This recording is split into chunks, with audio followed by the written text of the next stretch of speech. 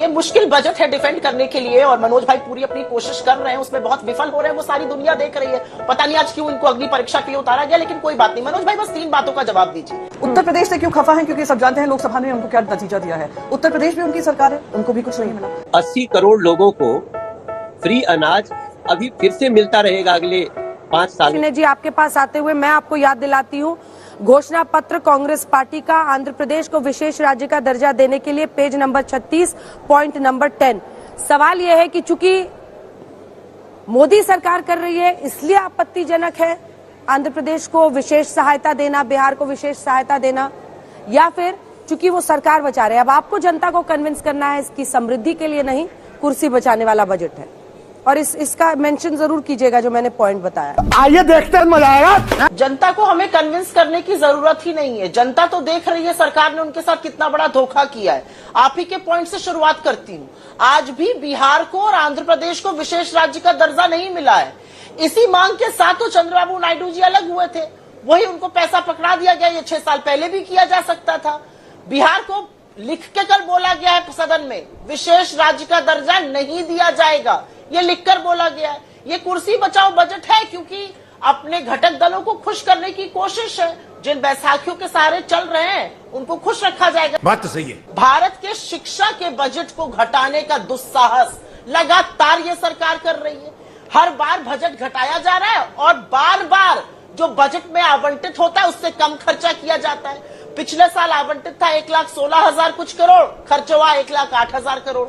स्वास्थ्य में इतनी बड़ी कोरोना की महामारी आई, डॉक्टरों की कमी है, नर्सेस की कमी है, मशीनों की कमी है, ओटी टेक्नीशियंस की कमी है। स्वास्थ्य पर आवंटित था 88,000, खर्चा हुआ 80,000 करोड़ से कम। कृषि की मैं अंत में बात जरूर करना चाहती हूँ क्योंकि हम कृषि बाहुल्य क्षेत्र है।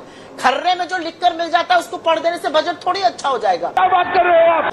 कृषि, एग्रीकल्चर एंड एलाइड सर्विसेज का बजट 5वीं बार लगातार घटाया गया टोटल बजट के अनुपात में। और यही नहीं, पिछले साल के आवंटित 1,44,000 करोड़ से कम खर्चा इस बार भी किया गया।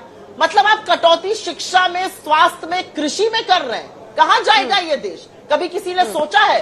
और एक अंतिम बात कर देती हूं, हम बहुत खुश हैं, हमारे घोषणा पत्र का तल्लीनता से अध्ययन किया है वित्त मंत्री ने, अच्छी बात है।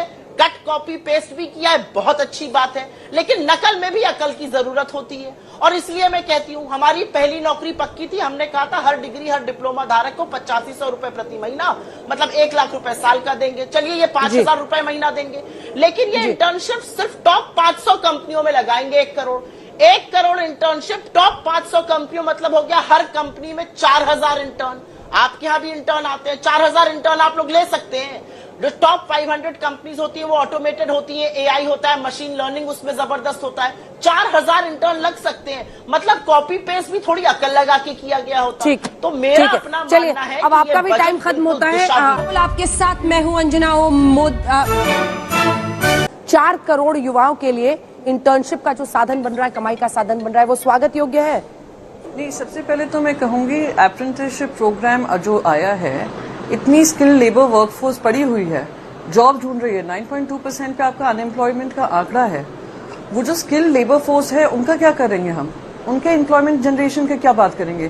क्या एक IIT इंजीनियर जो रोजगार ढूंढ रहा है या बिजनेस के माध्यम ढूंढ रहा है, क्या उसको ये अप्रेंटिसशिप प्रोग्राम उसको काम आएगा? सवाल ये है कि आप कह रहे हैं 1 करोड़ रोजगार होंगे, 500 एंटरप्राइजेस होंगे, तो यानी एक कंपनी 20,000 इंटर्न्स को सालाना लेगी अगर उनको वो टारगेट मैच करना है। कॉर्पोरेट हाउस, क्या मैं आपको, चलिए मैं तो टॉप 500 कंपनीज में इंडिया टुडे और आज तक को ही मान लेती हूँ। ये भगवान क्या जुल्म है। क्या ये टॉप 500 कंपनीज में 20,000 इंटर्न्स के आप आज तक और इंडिया टुडे या जो आपका टीवी मीडिया ग्रुप है, क्या वो अब्सॉर्ब कर पाएगा? तो ये तो वही है, इतनी बड़ी बड़ी बातें की जा रही हैं, इतने कह रहे हैं कि हमने काम किया है, हमने बिहार और आंध्र प्रदेश को पैकेज दिया, तो उनका पैकेज का डिमांड नहीं था, उनका स्पेशल स्टेटस का डिमांड था। और पैकेज में भी महाराष्ट्र के लिए कुछ नहीं आया। महाराष्ट्र में भी सरकार इनकी है, महाराष्ट्र का तो नाम तक नहीं लिया गया। उत्तर प्रदेश से क्यों खफा है? क्योंकि सब जानते हैं लोकसभा ने उनको क्या नतीजा दिया है। उत्तर प्रदेश भी उनकी सरकार है, उनको भी कुछ नहीं मिला। शर्मनाक है कि आप राज्यों में भेदभाव कर रहे हैं क्योंकि आपको अपनी सरकार बचानी है। तो मैं इस बजट को मैंने एक टाइटल दिया है, प्रधानमंत्री सरकार बचाओ योजना। वो कह रहे दिल्ली और लखनऊ की लड़ाई में आप भी तो चुनाव यहाँ से लड़ते हैं, लेकिन यूपी के ही ना है। वो कह रहे हैं कि पूरा लखनऊ और दिल्ली की लड़ाई में मनोज जी पूरा गड़बड़ कर दिया है मामला आपने यूपी का, सब बस जय बिहार हो गया है। देखिए 80 करोड़ लोगों को फ्री अनाज अभी फिर से मिलता रहेगा अगले 5 सालों तक। आप कहाँ के ज्ञानी बाबा? जो हमारे एलाइज हैं वो भी खुश हैं और जो हमारी पार्टी के राज्य हैं वो भी खुश हैं, पूरा देश खुश है। क्या जब हम 1 करोड़ युवाओं को इंटर्नशिप देंगे 21 से 24 साल को, जो भी आज व्यवस्था की गई है, क्या वो सिर्फ बिहार और आंध्र प्रदेश के होंगे? ऐसा तो नहीं है। इसलिए पूरी तरह इसका अध्ययन करके ही बात करनी चाहिए।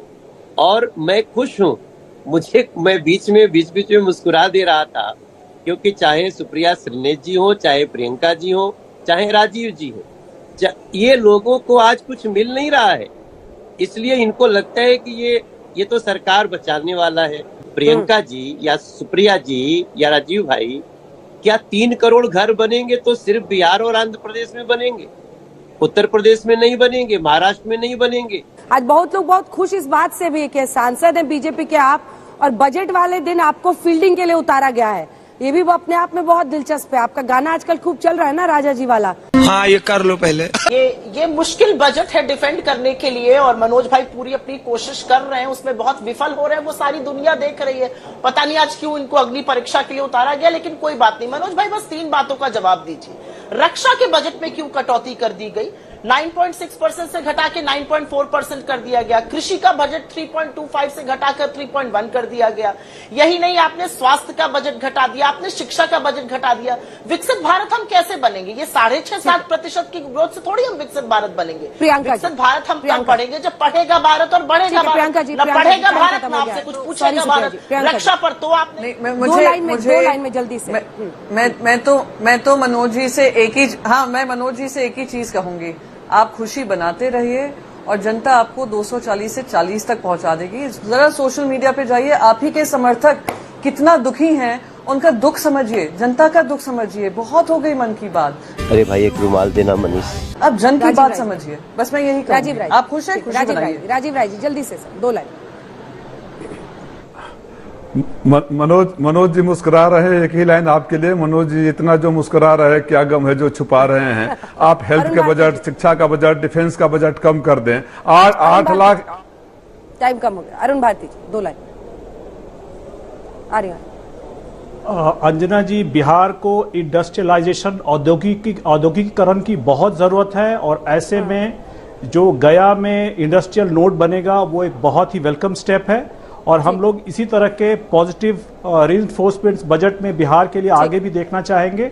और अभी जो बजट आया है उसके लिए प्रधानमंत्री, दोनों के सवाल लगभग सिमिलर थे तीनों के, कि रक्षा मंत्रालय से लेकर तमाम जो रक्षा के लिए बजट है, शिक्षा के लिए, उसमें गिरावट क्यों?